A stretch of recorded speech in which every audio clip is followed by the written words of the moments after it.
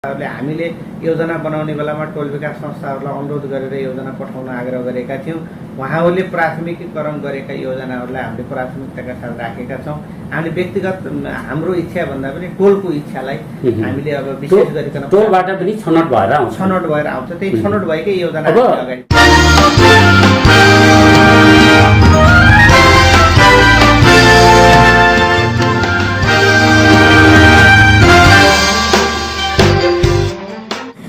सीधा पत्र अनलाइन टेलिभिजनको सीधा संवादमा यहाँलाई हार्दिक स्वागत गर्दछु। म भानु जोशी। हामीले यस संवादमा विभिन्न क्षेत्रका व्यक्तित्वहरू निम्त्याउने गर्दछौँ र समसामयिक विषयवस्तुहरूमा संवाद गर्ने गर्दछौँ। आजको संवाद हामी सबैभन्दा तल्लो तहमा रहेको सरकार अर्थात् वडा सरकार, नागरिकको नजिकैको सरकार वडा सरकार, वडा सरकारको भूमिका बजेट निर्माणमा र कार्यान्वयनमा के कस्तो रहन्छ र पछिल्लो समय ज्येष्ठ नागरिकको सामाजिक सुरक्षा भत्ताका कुराहरू देखेर केही कार्यविधिहरू फेरिएका छन्। यो सम्बन्धीका प्रावधानहरू नागरिकलाई सहज तुल्याउन के गर्दैछ, वडाले के गर्छ, यस दुईटा विषयवस्तुमा हामी संवाद केन्द्रित राख्नेछौँ, जसका लागि कार्यक्रममा निम्त्याएका छौँ हामीले लमही नगरपालिका वडा नम्बर 5 का वडा अध्यक्ष ओम प्रसाद सुवेदी सागर। सुरु गरौँ उहाँसँगको संवाद। कार्यक्रममा स्वागत छ। धन्यवाद। सर्वप्रथम त यहाँलाई बधाई पनि छ। धन्यवाद। यहाँलाई कता कता हराए जस्तो त लागेको छैन? लागेको छैन हराए जस्तो। के बकुल्लाको माझमा काग भने जस्तो अथवा कागको माझमा बकुल्ला भने जस्तो त्यस्तो अर्थात् अप्ठ्यारो जस्तो त भएको छैन? त्यो होइन, अब यो हामी एउटै समाजका मान्छे हौँ। त्यसपछि एउटै समाजका मान्छे भएको कारणले त्यति अप्ठ्यारो महसुस भएको छैन। कस्तो चाहिँ अनुभव गर्नु भएको छ त? अब एकल अब कम्युनिस्टको नाउँमा तपाईँले मात्रै यो पालिकामा जित्नु भएकोमा तपाईँलाई कस्तो अनुभव भएको छ त? नै अब एउटा कुरा के हो भन्दाखेरि स्वाभाविक रूपमा एक्लै हुँदाखेरि केही गाह्रो विषय त स्वाभाविक रूपमा हुने नै भयो। र अर्को कुरा के हो त भन्दाखेरि तर पनि के हो भने मैले अहिलेसम्म त्यस्तो अब त्यस्तो अनुभूति गर्न दिनुभएको छैन। मेयर उपमेयरले सहयोगै गरिरहनु भएको छ जस्तो मलाई लाग्छ। र सबै वडा अध्यक्षसित पनि एउटा प्रकारको सम्पर्क हिजो बिहानदेखि भएकै कारणले गर्दाखेरि त्यस्तो ठुलो समस्या त्यस्तो अहिलेसम्म पैदा भएको छैन। बजेट निर्माणको क्रममा कतिपय समितिमा नहुँदाखेरि त्यसपछि केही समस्याहरू बजेट समितिमा यहाँलाई जिम्मेवारी प्राप्त छैन? मलाई कुनै समितिमा राखेका छैन। समितिभन्दा सदस्यको रूपमा राखेका छ र अब केही समितिमा मात्र संयोजकको रूपमा राखेका छ, तर म संयोजकको रूपमा मलाई राखेका छ। त्यस्ता महत्त्वपूर्ण समितिहरू पनि प्राप्त नगरेको जस्तो आफूलाई अनुभव भएको छ अथवा त्यही समिति पनि आफूलाई महत्त्वपूर्ण हुन् जस्तो लाग्छ? नै एउटा विषय के हो भने म समितिको सदस्य रहँदा पनि मैले आफ्ना विषयवस्तुहरू मैले जानेका विषयवस्तुहरू मैले राखिरहेकै छु। त्यसमा उहाँहरूले पनि सकारात्मक हिसाबले भूमिका निर्वाह गर्नुभएको छ। कतिपय म अहिले सामाजिक विकास समितिमा पनि छु, त्यसपछि पूर्वाधार समितिमा पनि छु। त्यस कारणले गर्दा सदस्यको रूपमा रहे पनि मैले आफ्नो विषयवस्तुहरू आफूले जानेका बुझेका विषयवस्तुहरू राखिरहेको छु। तपाईँले पेश गरेका विषयवस्तुहरू त्यो समितिको अरू बडीले कतिको गम्भीरताको साथ लिने र तपाईँका प्रस्ताव पनि त्यहाँ लागू हुने अवस्था छ? न एउटा विषय के हो भन्दाखेरि अब सबै कुरा मेरा मात्रै लागू हुन्छन् भन्ने कुरा त भएन। अब केही विषयहरू लागू भएका छन् जस्तो मलाई लाग्छ। अब सबै कुराहरू त अब प्राप्त गर्नको निम्ति अब अलिकता केही समस्या हुन्छ नै। अब किन भन्दाखेरि पूर्वाधारको क्षेत्र सामाजिक विकास हरेक वडाले आफ्नो त्यो वडालाई प्राथमिकता दिने हाम्रो जुन प्रचलन छ, त्यस कारणले गर्दाखेरि केही समस्या त हुन्छ नै। तर अब मैले अहिलेसम्म यस पालिकामा बसेर काम गर्दा छलफल गर्दा अन्तर्क्रिया गर्दा त्यस्तो असहयोग भएको मैले अनुभूति गरेँ। असहयोग भएको अनुभूति अहिलेसम्म यहाँलाई भएको छैन। सबैले सहयोग गरिराख्नु भएको छ। अब भर्खरै नीति तथा कार्यक्रम पनि आएको छ, बजेट तर्जुमा पनि गर्नुभएको होला र बजेट निर्माण गर्दा अथवा नीति कार्यान्वयन के अरे नीति कार्यक्रमहरू आउँदा वडाको भूमिका चाहिँ कस्तो रहने रहेछ? वडाको भूमिका त महत्त्वपूर्ण नै रहने गर्छ, किनभने वडा महत्त्वपूर्ण स्थानीय तल्लो सरकार हो। त्यस कारणले गर्दाखेरि अब भूमिका नरहने कुरा भएन। हामीले अहिले अब विशेष गरिकन वडा अध्यक्ष पदेन सदस्य कार्यपालिकाको पदेन सदस्य हुने भएको कारणले पनि बजेटमा सहभागी भएर बजेट बनाउने बेलामा अहिले हामीले विशेष गरिकन शिक्षालाई महत्त्व दिएका छौँ। हामीले शिक्षालाई अब हामीले 10 कक्षासम्म निःशुल्क बनाउनुपर्छ भन्ने उद्देश्यका साथ शिक्षामा अहिले बजेट अलिक बढेको छ। पूर्वाधारको कुराहरूमा पनि बजेटहरूलाई पूर्वाधार क्षेत्रमा पनि स्वाभाविक रूपमा विकास चरण पनि अगाडि बढाउनु पर्यो। त्यसमा पनि छ, बालबालिकाको क्षेत्रमा छ, ज्येष्ठ नागरिकहरूको क्षेत्रमा पनि हामीले उत्तिकै छ, कृषिमा, पशुमा, होइन, सबैलाई मिलाएर नै बजेट निर्माण गरेका छौँ जस्तो लाग्छ। अब कतिपय सन्दर्भ के हो त भन्दाखेरि सबै कुरा पुग्छ जस्तो मलाई लाग्दैन, तर अहिलेको बजेट केही सुधार उन्मुख छ जस्तो मलाई लागेको छ। त्यसमा अब सल्लाह सुझाव सबै वडा अध्यक्षज्यूहरूको सल्लाह सुझाव, मेयर उपमेयरको सल्लाह सुझाव, हामी सबैको सल्लाह सुझावबाट राम्रो खालको बजेट बनिएको छ जस्तो लाग्छ। त्यसलाई कार्यान्वयनको पछि कसरी कार्यान्वयन हामीले गर्न सक्छौँ सक्दैनौँ त्यो चुनौतीको रूपमा छ। यो बजेटको जुन यहाँले भन्नुभयो नि, अब पहिलो प्राथमिकता शिक्षालाई दिँदै यहाँले कृषि अरू पूर्वाधारमा पनि जसरी बजेटको बाँडफाँड गरिएको छ, त्यसमा नागरिकको इन्ट्रेस्ट कस्तो पाउनु भएको छ त? नागरिकको पनि यो बजेट निर्माणमा के सहभागिता रहन्छ? हामीले अलिकता केही नागरिक समाज, त्यसपछि गएर राजनीतिक दलहरूलाई हामीले बजेट बनाउनभन्दा पहिला एउटा छलफल गरौँ भनेर छलफलमा हामीले समावेश गऱ्यौँ। आफ्ना विषयवस्तुहरू उहाँहरूले राख्नुभयो। त्यसपछि राखिसकेपछि हामीले केही सुधार, उहाँहरूको सल्लाह सुझाव बमोजिम पनि केही सुधारहरू हामीले गरेका छौँ। उहाँहरूले विशेष गरी शिक्षा स्वास्थ्यको कुराहरूमा राख्नु भएको थियो। स्वास्थ्य र शिक्षालाई विशेष गरिकन लमही अस्पताललाई अलि अब जुन तरिकाको अहिले एउटा तिक्तता पैदा भएको छ लमही अस्पताल, यसलाई अलिक व्यवस्थित गराउने हिसाबले हामीले सोच बनाएका छौँ। त्यसमा अलिक बजेट अब अलिकता राम्रो खालको अस्पताल बनाउनु पर्छ। त्यसमा चाहिने इक्विपमेन्टहरू अब सबैको हामीले अहिले तयारी गरेका छौँ। अब त्यसलाई कार्यान्वयन पछि अब स्वाभाविक रूपमा कार्यान्वयन पछि कस्तो हुन्छ भन्ने कुरा भोलि बिहानको दिनमा त्यसपछि काम गर्दै जाँदा थाहा हुने कुरा हो। तर अहिले विशेष गरिकन बजेटको आकार, बजेटको अवस्थालाई हेर्दाखेरि राम्रै भएको छ। जस्तै अब हरेक नागरिकले घरमै गाडी पुगोस्, सर र धुलो नउडोस्, यसैलाई विकास भन्ने गर्छन्। तर यो पालिकाका नागरिकहरूले शिक्षालाई पहिलो प्राथमिकता दिनु भनेको अब पूर्वाधारमा सबै पुगिसक्यो हो।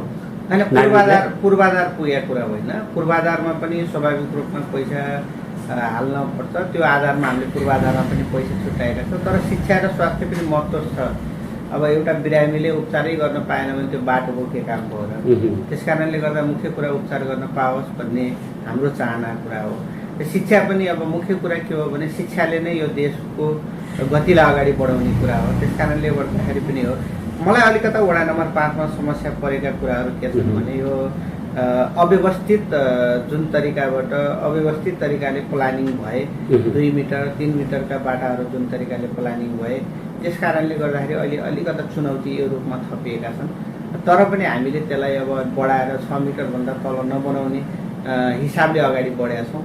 अब लगभग धेरै अब पुराना संरचना बनेको सन्दर्भमा के गर्नुहुन्छ त? अब नयाँ संरचनाहरू अब हामीले के हो भने अब पुरानो घरै बनिसकेका छ, भवनै बनिसकेका छ भने भवन भत्काउने कुरा त अब एउटा कुरा हो। जहाँ बनिया छैनन् जहाँनिर हामीले फराकिलो बाटो बनाउन सक्छौँ त्यहाँको टोलसित समन्वय गरेर हामीले फराकिलो बाटोतर्फ नै अगाडि बढेका छौँ। पूर्वाधारबाट पनि नागरिकको चाहना त छ। पूर्वाधारको अन्तर्गत अब सडकका कुराहरू स्वाभाविक रूपमा अब अहिले टोल विकास संस्थाहरूले हामीले योजना बनाउने बेलामा टोल विकास संस्थाहरूलाई अनुरोध गरेर योजना पठाउन आग्रह गरेका थियौँ। उहाँहरूले प्राथमिकीकरण गरेका योजनाहरूलाई हामीले प्राथमिकताका साथ राखेका छौँ। हामीले व्यक्तिगत हाम्रो इच्छा भन्दा पनि टोलको इच्छालाई हामीले अब विशेष गरिकन टोलबाट पनि छनौट भएर आउँछ। त्यही छनौट भएकै योजना अगाडि बढाउने। अब यहाँले निःशुल्क शिक्षाका कुरा गर्नुभयो। निःशुल्क सबै थोक हो कि गुणस्तरीय पनि हो? निःशुल्क पनि सबै थोक होइन, गुणस्तरीय सबै कुरा गुणस्तरीय र निःशुल्क दुवै जोडिएर आउने कुरा हो। अब गुणस्तरीय बनाउनको निम्ति हामीले अब अलिकता शिक्षकहरूलाई तालिमको व्यवस्था गर्ने, अब अलिकता अनुगमन गर्ने, त्यसपछि गएर त्यहाँको शिक्षा कसरी पढाइ भइरहेको छ त्यसको बारेमा बुझ्ने अनुगमन टोली पनि हामीले निर्माण गरेका छौँ।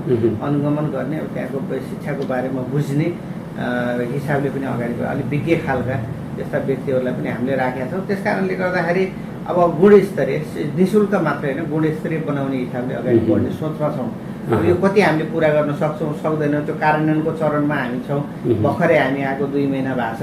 त्यसपछि गएर योजना भर्खर हामीले बनाएको छौँ। त्यसलाई कार्यान्वयनको पछि अब नेपालको समस्या के छ भने बजेट त हामी हाल्छौँ तर कार्यान्वयन पक्ष जुन फितलो छ त्यो कार्यान्वयन पक्षलाई अलिकता टाइट गरेर लैजानुपर्छ भन्ने उद्देश्य पनि छ। हामीले के भने यो असार मसान्तमा काम हुने जुन कुरा छ पूर्वाधारका कुरा यो वैशाख मसान्तसम्मको मात्रै अहिले म्याद अब थप्नुपर्छ। त्यहाँसम्म सम्झौता हामीले लगभग पुष माघसम्म सम्झौता गरिसक्नुपर्छ। त्योभन्दा उता सम्झौता गर्न हुन्न भन्ने पनि एउटा छलफल चलेको छ। त्यसलाई अब अलिकता मिलाएर लग्न सक्यो भने हामीले वैशाख मसान्तभित्रमा काम सम्पूर्ण कामहरू सिद्ध्याउने हाम्रो लमै नगरपालिकाको। त्यसपछि गएर तपाईँको वैशाख मसान्तमा सिधै जेठको 15 गतेसम्म अनुगमन गर्ने र असार 15 गतेसम्म हामीले सम्पूर्ण भुक्तानी गरिसक्नु पर्ने भन्ने एक प्रकारको हामीले एउटा नीति बनाएको छौँ। त्यो नीतिमा जान सक्यो र हामीले अब यसलाई गति दिन सक्यौँ भने राम्रै हुन्छ। त्यो नीति कार्यान्वयन गर्ने क्रममा कई चुनौतीहरू पनि देखिन्छ। चुनौतीहरू छन्। अब चुनौतीको सामना गर्ने कुरा हो। चुनौतीलाई सामना गर्दै अब कृषिका कुरा गर्नुभएको छ। कृषि जहिले पनि किसानले मलखाद प्राप्त गर्दैन समयमा। मलखाद नेपाल सरकारले अहिलेसम्म कारखाना पनि स्थापना गर्न सकेका छैन। नेपाल सरकारले नै नसक्या सामान्य पालिका अथवा वडाले गर्ने कुरा पाएन।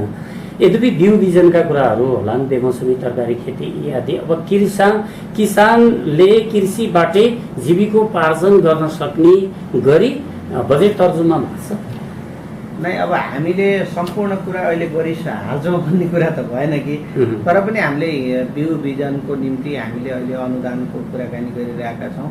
त्यसपछि गएर अब तपाईँको अब अहिलेसम्म हेर्नु बाख्रा अब पशुपालन क्षेत्रमा पनि अब बाख्रा गुङ्गो लगायत विभिन्न भैँसी पालनको निम्ति पनि अब अलिकता हामीले हिजो बिहान सब्सिडी दिने त्यसपछि गएर काम गरिरहेका छौँ। अब तर के हो त भन्दाखेरि अब अहिले अलिकता के छ हाम्रो अलिकता छलफल के चलिरहेको छ भन्दाखेरि हामीले के सोच बनाइरहेका छौँ भने अनुदान भनेर पैसै नदिने, औजार दिने, भाउ भन्नाले गोठ बनाइदिने त्यतातिर जानुपर्छ जस्तो हामीलाई लागिरहेको छ। यो कस्तो भने पैसा दिँदाखेरि पैसा त्यो ठाउँमा प्रयोग नहुने एउटा प्रकारको समस्या देखिएको छ। त्यस कारणले गर्दाखेरि त्यो भैँसी पालन गरेका छ भने त्यसको गोठको निम्ति आवश्यक उसले किसानले कति हाल्ने हामीले कति दिने भन्ने हिसाबले छलफल गरेर अब अनुदान त्यसमा परिणत गर्नुपर्छ भन्ने हाम्रो छलफल छ। जस्तै किसानहरूलाई घाँस काट्ने मेसिनको कुरा होला, त्यसपछि किसानहरूलाई जोत्ने ट्र्याक्टरको कुरा होला, भन्नाले सानो पावर टेलरको कुरा होला। यसमा अहिले पावर टेलरको कुरा पनि हामीले के गरेका छौँ भनेपछि अहिले पावर टेलर पनि बाँड्नुपर्छ भन्ने उद्देश्यका साथ पावर टेलरको कुरा पनि अहिले हामीले ल्याएको छौँ यो वर्ष होइन।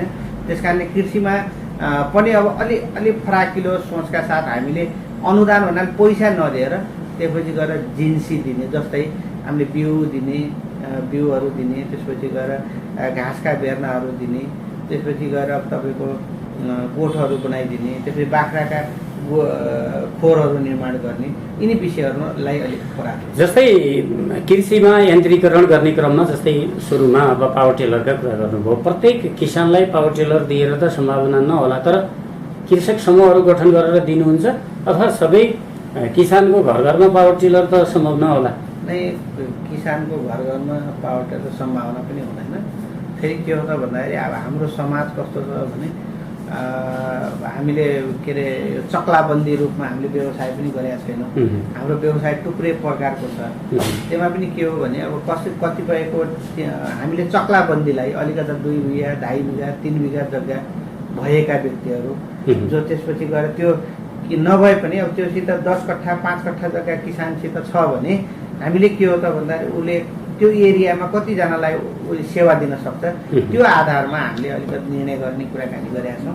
त्यो आधारमा जाने हो। अहिले सबैको घर घरमा पावर टेलर पुऱ्याएर त्यो पावर टेलर घर घरमा राखेर मात्रै काम भएन, त्यसले काम पनि गर्नु पर्यो। अब ज्येष्ठ नागरिक अथवा सामाजिक सुरक्षा भत्ताका कुराहरू छन्। ज्येष्ठ नागरिकको केही कार्यविधि फेरिएर आएको भन्ने पनि छ। ज्येष्ठ नागरिकहरूलाई सुलभ तरिकाले हामीले कसरी सेवा दिन सक्छौँ? ज्येष्ठ नागरिकहरूलाई हामीले अब सेवा दिने कुरामा अहिले अब अलिक कार्यविधि 68 वर्षदेखि माथिकालाई दिने भनेर अब नेपाल सरकारले निर्णय त गरेको छ। तर पनि अहिलेसम्म अब यो त्यो कार्यविधि आइसकेका छैन। त्यसपछि गएर अब हामीले छलफल गर्दा माथि पुग्दाखेरि भदौदेखि कार्तिकसम्म भन्नाले यो साउनदेखि कार्तिकसम्म भरिसक्ने भन्ने कुरा आएको छ। तर त्यो कार्यविधि आएको छैन। अहिले कम्प्युटरमा पनि हामीले सर्च गर्ने बेलामा त्यो कम्प्युटरले मानिरहेको छैन, कार्यविधि अझै पुगेको छैन। तर पनि हामीले के गरेका छौँ भने जो 68 वर्षदेखिका माथिका जति पनि यहाँ आउनु भएको छ उहाँहरूले 2टा फोटो, त्यसपछि गएर उहाँको नागरिकताको फोटोकपी, त्यसपछि एउटा निवेदन हामीले एउटा फाइल गरेर राखेका छौँ। अनि आई कार्ड नवीकरणका कुरा, परिचय पत्र नवीकरण पनि गर्नुपर्छ भन्ने प्रावधान आएको छ। हजुर हजुर, नवीकरण गर्नुपर्छ। त्यो नवीकरणको निम्ति आइरहनु भएको छ। यो नवीकरण गर्ने साउनदेखि कार्तिक महिनाभित्रमा नवीकरण गरिसक्नुपर्छ। असत त्यस्ता नागरिक छन्, घर गार्जियन पनि छैन भने त्यसको लागि के छ, वडाले सुविधा घरमै गएर पनि दिन सक्छ? नै, एउटा कुरा के हो भने त्यस्ता व्यक्तिहरूको अध्ययन गरेर त्यसपछि गएर त्यस्ता व्यक्तिहरू हुनुहुन्छ भने हामी घरै जान पनि सक्छौँ। त्यसपछि गएर सकेसम्म परिवार हुनुहुन्छ भने परिवारलाई आएर सहज हामीले बनाउने नै अब वडाको तर्फबाट सहज बन्नुहुन्छ र बनाउनुहुन्छ। हामीसित छलफलका विषयवस्तुहरू थिए, समय सकिएको सङ्केत हामीलाई प्राप्त भएको छ। अन्तमा 2 लाइनमा नबढाएर हामी मार्फत हाम्रो दर्शकलाई र तपाईँको वडावासीलाई के भन्नुहुन्छ? मैले अरू कुरा अहिले धेरै कुरा गर्ने पक्षमा छैन। लमै नगरपालिकाभित्र अब एउटा बजार पनि छ, 5 नम्बर वडाभित्र एउटा बजार छ। हामीले सरसफाइलाई अलिक बढी ध्यान दिनुपर्छ जस्तो लाग्छ। त्यो वातावरण स्वस्थ बनाउनु पर्छ। सबैले घरको अगाडि बिरुवा रोप्नु पऱ्यो, त्यसपछि वातावरणलाई स्वस्थ बनाउनु पऱ्यो। र त्यसै गरिकन हामीले वातावरण सँगसँगै हामीले फोहोरहरूलाई पनि अब व्यवस्थित गर्नु पऱ्यो। जहाँ मन लाग्यो त्यही फोहोर फालिदिनु भएन। जहाँ मन हाम्रो व्यवहार कस्तो छ भने जहाँ पनि त्यो बोतल खोलिहाल्ने फालिहाल्ने जुन परम्परा छ त्यसको अन्त्य गर्नु पऱ्यो। सबैलाई म व्यवस्थित फोहोर व्यवस्थित गर्नको निम्ति, रुख रोप्नको निम्ति र हजुरहरूलाई लागेका कुरा निर्धक्कका साथ वडा अध्यक्षलाई आफ्ना गुनासाहरू राख्नको निम्ति म विशेष अनुरोध गर्न चाहन्छु। आफ्नो व्यस्त समयका बावजुद हाम्रो कार्यक्रममा सहभागी भई संक्षिप्त तर महत्त्वपूर्ण हाम्रो जिज्ञासाको सहजीकरण गरिदिनु भएको छ। यहाँलाई धेरै धेरै धन्यवाद। धन्यवाद सर। आजको संवाद यही सकिन्छ। हामी अर्को संवादको साथमा उपस्थित हुने नै छौँ। त्यतिन्जेलसम्मका लागि सहकर्मी मित्र मेघमान बुढाका साथमा भानु जोशी पनि आज्ञा चाहन्छु। सिधापत्र अनलाइन टेलिभिजन हेर्दै गर्नुहोला। नमस्कार।